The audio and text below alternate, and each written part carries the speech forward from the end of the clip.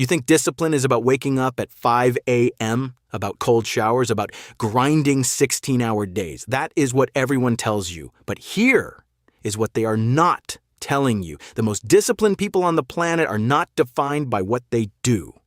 They are defined by what they refuse to do.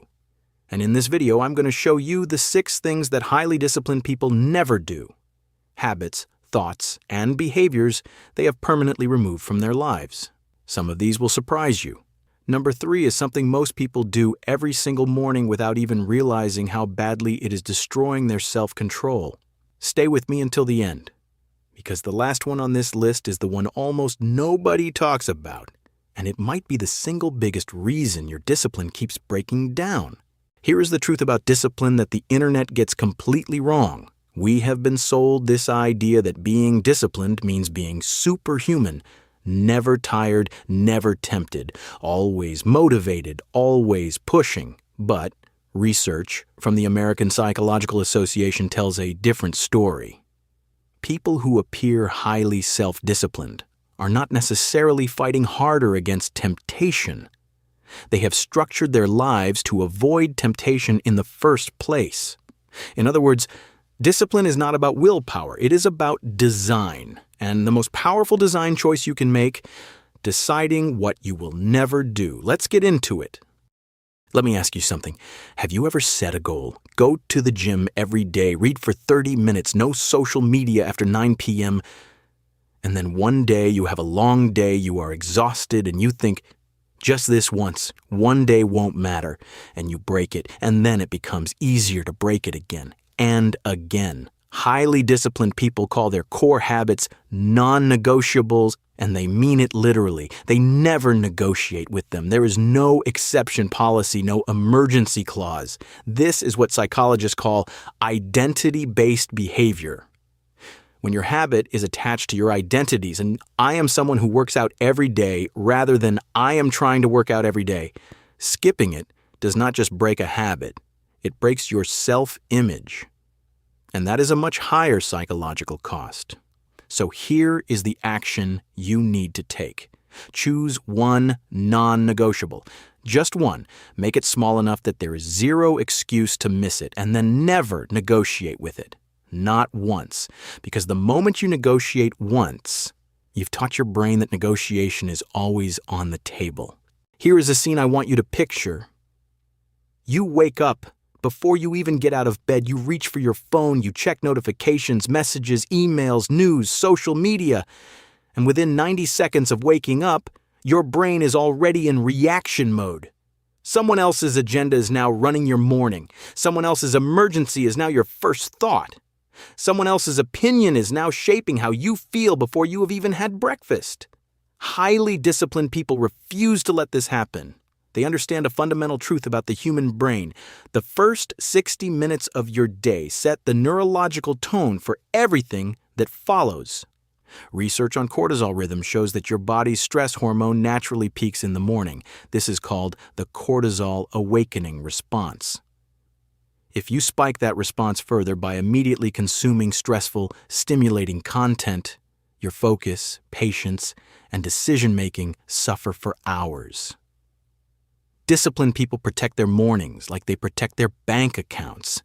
They use the first part of their day for creation, journaling, planning, exercise, deep work before they allow any consumption. The takeaway? Do not check your phone for the first 30 minutes after waking. Own your morning, own your day.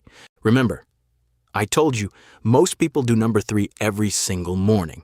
Here it is. Most people wake up and think, do I feel like working out today? Am I motivated to study? Do I feel like starting that project? They are waiting for a feeling to arrive before they take action. And that feeling, it almost never comes on demand. Highly disciplined people understand something that most people get completely backwards. Motivation does not create action. Action creates motivation. This is supported by what neuroscientist Andrew Huberman describes as the action-motivation loop. The brain releases dopamine not just in anticipation of a reward, but during the pursuit of it. Once you start, the brain reward system activates and actually helps you continue. Disciplined people have removed the habit of checking how they feel before doing important things. They act on schedule, not on mood. They have a system, and the system runs regardless of the feeling. The takeaway: stop waiting. Start with just 2 minutes of the task. The motivation will follow. It always does. Everybody fails at their habits sometimes, even the most disciplined people on earth. The difference is not who fails. The difference is what happens after the failure.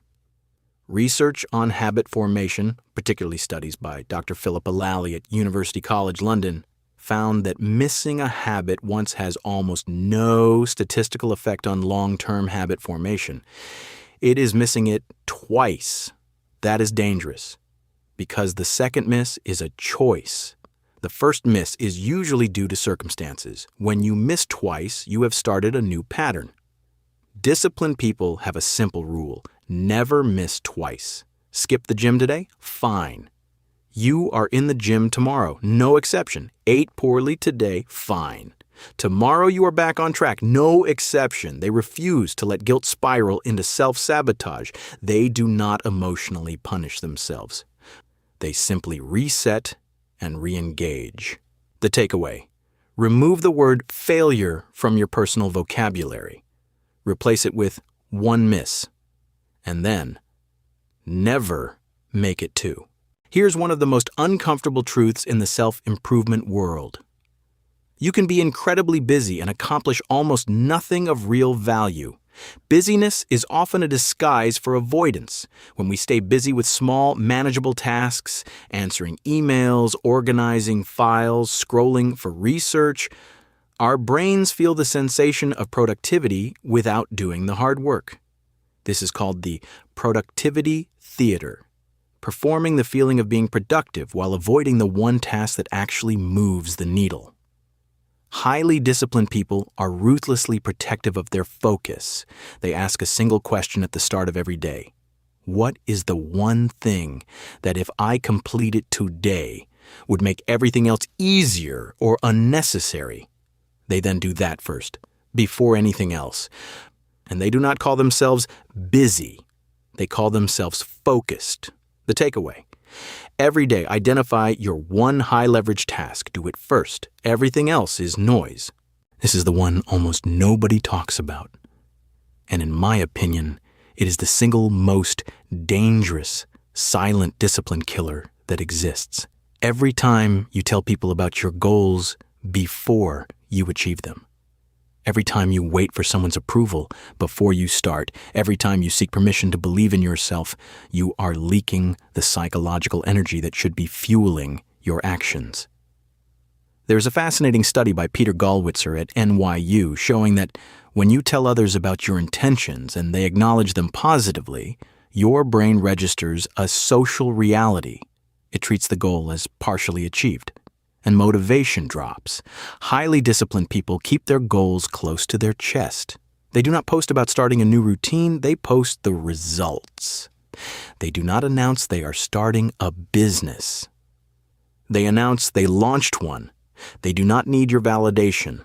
They need your results. The takeaway: stop announcing, start doing. The world does not need to know your plans, it needs to see your execution. Let me bring this home for you. The 6 things we covered today are not complicated. They are not secret knowledge. They are choices. Disciplined people are not born different. They are not wired differently. They simply decided at some point that certain things are off the table for them. Non-negotiables are not negotiable. Reactive mornings are not acceptable. Waiting for motivation is not an option. One failure never becomes 2. Busyness is never confused with real progress. And validation from others is never required to begin. The question is not whether you can be disciplined. The question is, what are you willing to permanently remove from your life? Because discipline is not about adding more. It is about subtracting what is holding you back.